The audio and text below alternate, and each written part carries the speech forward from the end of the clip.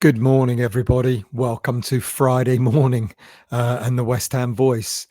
I- I've got to ask you, West Ham fans, is there a part of the week during transfer window that you prefer the most? Do you prefer the start of the week, the middle of the week, or the end of the week? Now, my preference is the end of the week because for some reason, Saturday and Sunday, you don't get an awful lot of transfer stories. They all seem to happen on Monday all the way through to Friday.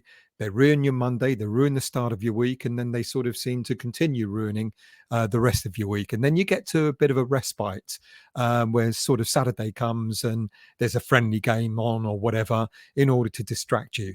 And this has been another week of distractions.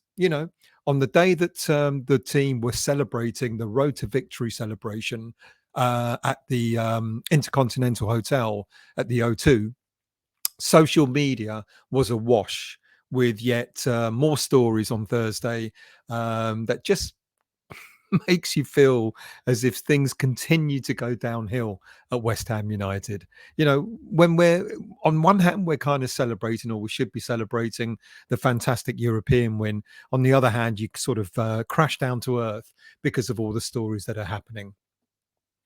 The main question on my mind, and perhaps on many fans' minds, is whether we're beginning to see, from the stories that we heard on Thursday, whether we're beginning to see the start of the end of David Moyes at West Ham United, or whether there are going to be more twists and turns on the horizon. You see, if Thursday's news, Thursday's stories, is anything to go by, you might think that this might actually be the case. Let me take you through the myriad of stories that we were bombarded with for a good couple of hours on Thursday. And the first one, of course, was the whole thing about Daniel Kretinsky apparently bringing in Tim Steidten. Now, I don't really know if that's true, to be quite honest with you. It kind of does make sense in some ways. Look, we know that the directors, they all get together at the end of the season to talk about the season, how things went, what was good, what was bad, etc., etc. And one of the things that we heard about was that Sullivan was not happy with the way we did our transfer business last summer. And so perhaps Kretinsky might well have suggested bringing in a director of football, technical director, whatever you want to call him, to help with transfers this summer.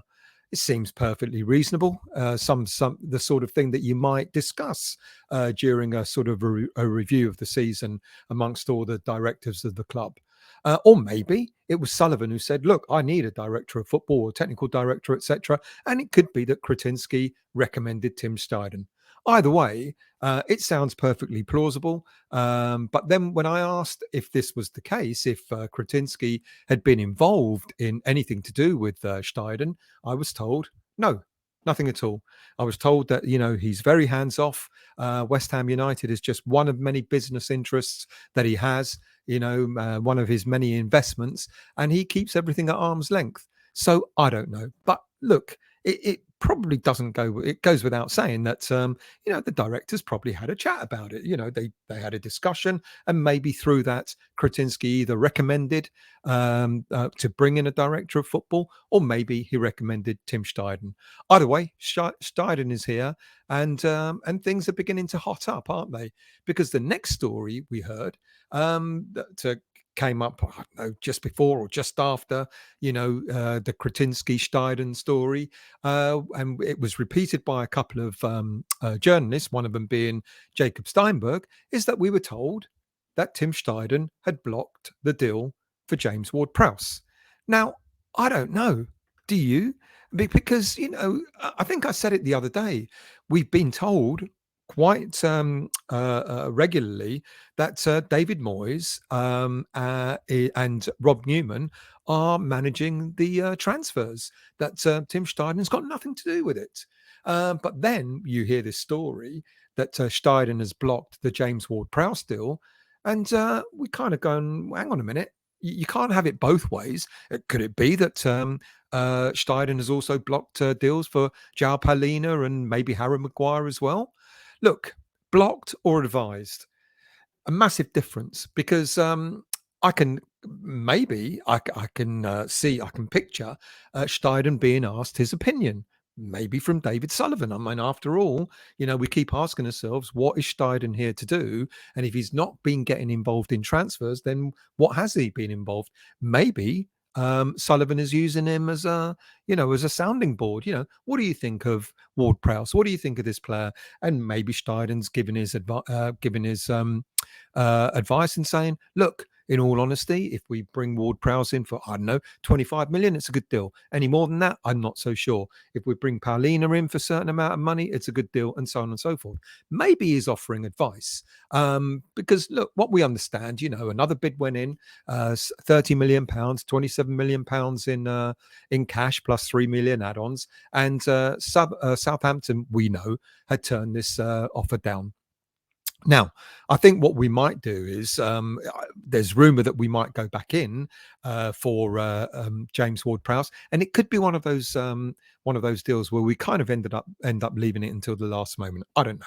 Maybe something will happen, but it's very interesting whether Steidten has been involved in blocking the. I'm not so sure he's been involved because, like I said, we've been told that Moyes is the one handling all the transfers. But then you kind of start looking at the picture and thinking Paulina's not happened, other players that we bid for have not happened, etc., etc. Could it be that Steidten is offering his advice, or could it be that Steidten is blocking? I would suspect it's more providing Sullivan with advice, with guidance, and then Sullivan is going, we're not going any further with this deal, or not further with this price, etc.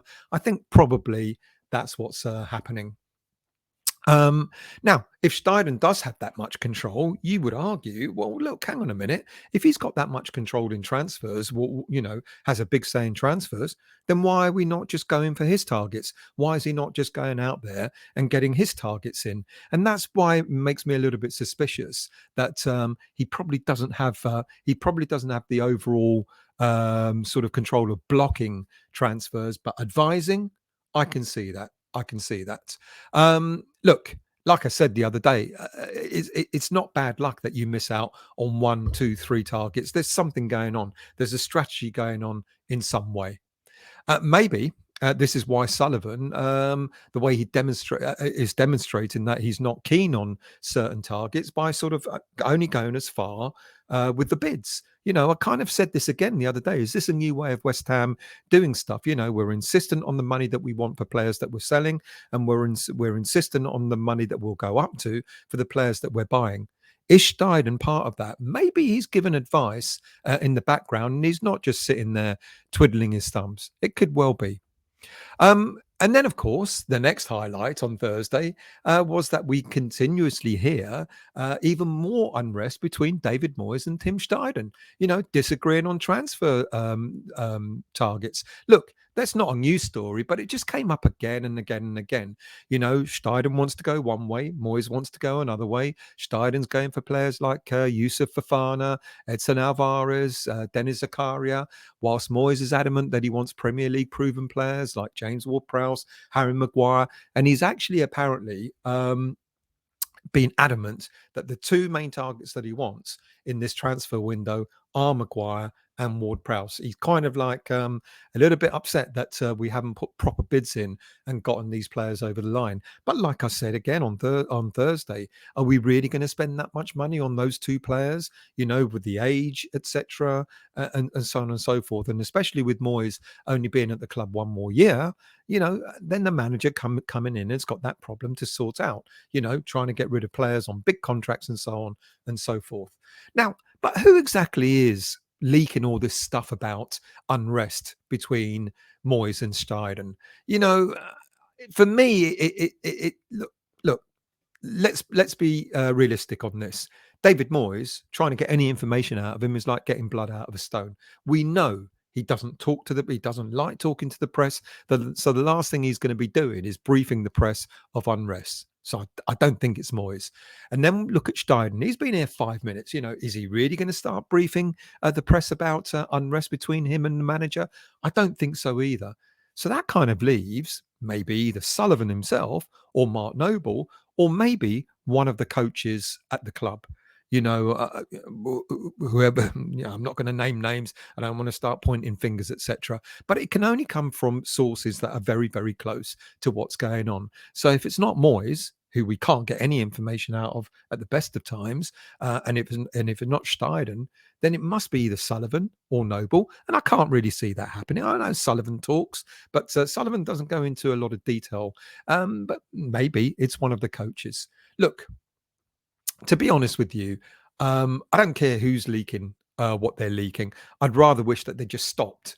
I just wish that they stopped leaking all this stuff because it doesn't fill people with a lot of inspiration, especially if you're thinking about bringing players in. If they continues, everyone looks at social media, they see what's being said, they see the fan base going into meltdown because of all the stories that are going on. It's not great. It's not an attractive proposition for any player that we're targeting in this transfer window. Now, I can fill the rest of this show, very brief show, by going through all the players that we've been linked to. The new players like Ukrainian centre back Maxim Toloforov, who currently plays for Sparta Prague. Maybe Soufal and Soucek can tell him how wonderful West Ham United is. Or Leeds player Wilfred Gnotto, who apparently has advised his agent not to accept any bids from Everton. So that gives us a chance, doesn't it? Or the Spezia striker Mbala and Zola, or Arsenal's following Balogun, or PSG's Hugo Ekitike. Now, apart from Balogun, I'm not so sure we were linked to him before, but Nzola and Ekitike, we've been linked to several times before, several transfer markets before. But there's no point going through all those because all I'll end up doing is start talking about the player, getting excited about the player, talking about all the great things that the player can do, only to find that he'll end up signing for somebody else. So I'm not going to do that. But there is one slightly more concrete transfer story that I want to bring to you, and I kind of brought it to you on Thursday, is that we do have real interest in Fofana, in Yusuf Fofana. Look, I mentioned the other day that we were told that it was Moyes and Steidten were apparently at the Emirates looking at the player. Clearly, that hasn't materialized. No photos of it. No one else has really sort of stated that story. There's a few. I think Gonzo mentioned it in his show on Hammers Chat Forum, and one or two other people said it on Twitter and Facebook, etc. But that hasn't sort of blown up, and you haven't seen sort of notable journalists sort of talking about that. So I don't know if that really happened. But look. Apparently there is real interest, and apparently it sounds as if David Sullivan is going to take a bit more of a lead on this from what I hear. And of course, when Sullivan takes a lead, he's going to use one of his agent mates that knows how to get a transfer over the line.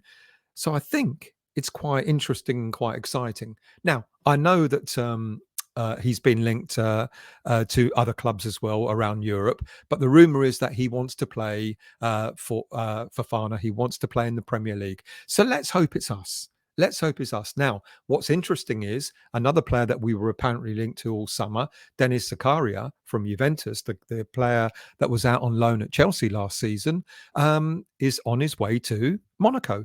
So that must mean if they're signing Zakaria, that must be a replacement for Fofana, no? Who knows? I mean, it's interesting. I'll watch this space. I think it might materialize that we'll put in a bid in for him. I really hope so. I waxed lyrical about him the other day. Very, very decent player, the sort of player that can really transform our midfield. So let's see what happens. Watch that space. Now, another couple of things before I go. Of course, we heard on Thursday that Vanessa Gold, the daughter of the late David Gold, has been appointed on the West Ham United board, which seems to strongly suggest that the Gold family have no immediate interest in selling their shares. Vanessa is a massive West Ham fan, and she's delighted to be on the board. And I think it's great. I think, to keep that tradition going, Gold has always sort of said, he wanted to hand it down to his children, and people are now saying, oh, that's probably why we didn't do any transfer business, because we didn't have a full board. Well, Dan Cunningham, who is the son-in-law of David Gold, who was also the husband of the late Jacqueline Gold, has been on the West Ham board for I think about a year or so, maybe a bit longer. So the interest of the Gold family were already being managed by Cunningham, and now Vanessa is on the board as well. So I don't think that kind of stopped any of the transfer business happening. But we welcome her. I think it's great that we've got another board member on board. Now, one more thing before I go is about we've got a week to go, just over a week to go before our first league game, and we still haven't heard who's going to be the captain of West Ham United. Now, I think a lot of people have speculated. We've seen Soucek, for example, captaining in one game. We've seen a Gerd captaining another game, etc. And many people are asking, "Oh, maybe we still haven't bought our captain." Of course, with Moyes wanting Maguire or Ward-Prowse, people are sort of speculating it could be one of them. Now, if we don't buy either of them, that means we have to promote from within. Now, I've got a gut feeling, to be quite honest with you, that it could be this man. Now, I know a lot of people aren't going to like it. I know a lot of people are going to go, "Oh my God, no way!" But look, he's the captain of his national side, Czech Republic, and I know he's got a year left on his contract. But it wouldn't surprise me. It wouldn't surprise me at all if you hear that maybe he's been offered or signed an extended contract, because there's no point having another player just like Declan Rice for a year to have a contract to be captain of West Ham, only to leave at the end of the season. So I wonder if West Ham are considering extending the player's contract. I know a lot of you don't like him, but like I said, we get a decent defensive midfielder in, you might see a resurgence. Thomas Soucek next season, a bit like the sort of player that we saw when he first came to us. Right, that's it. Short and sweet. If you're new to the channel, I always keep saying, please do hit the like button, the subscribe button, and the bell notification to let you know when I'm on next. If you're already a member, thank you very much. A subscriber, thank you very much. And do hit the like button as well. Leave your comments. I'll always respond to the comments as best I can.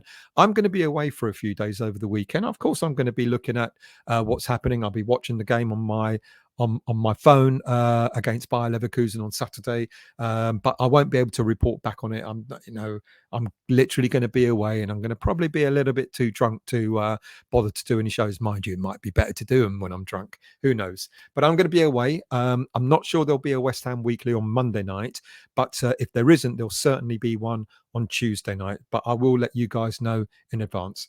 Thank you for watching. Have a wonderful weekend. Don't let West Ham United ruin your weekend. Come on, it's only football after all. And I'll see you all very soon.